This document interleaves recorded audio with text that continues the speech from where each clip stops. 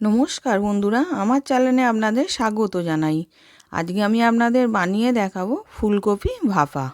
প্রথমে আমি ফুলকপিটাকে কেটে ধুয়ে রেখে দিয়েছিলাম।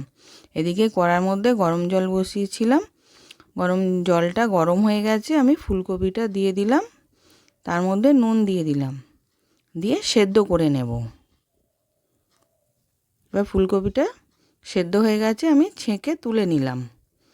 এবার একটা টিফিন কৌটোর মধ্যে দু রকম সর্ষে, কালো সর্ষে, সাদা সর্ষে পেস্ট করে নিয়েছিলাম, আর কাঁচা লঙ্কা পেস্ট দিলাম।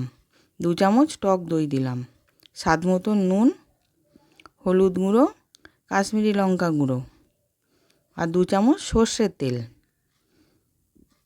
এবার ভালো করে মিশিয়ে নেব।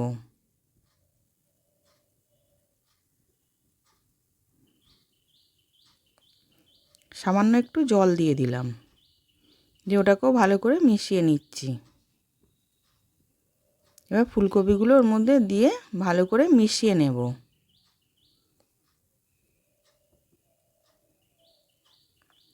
এবার সব মেশানো হয়ে গেছে। ওপর দিয়ে 1 চামচ সর্ষের তেল দিয়ে দিলাম, আর কাঁচা লঙ্কা কেটে রেখেছিলাম, কাঁচা লঙ্কা দিয়ে দিলাম। দিয়ে ওইদিকে ওই কড়াতে গরম জলটা ছিল, ওই জলের মধ্যেই আমি টিফিন কৌটোটা বসিয়ে দেব, দিয়ে 10 মিনিট রেখে দেব।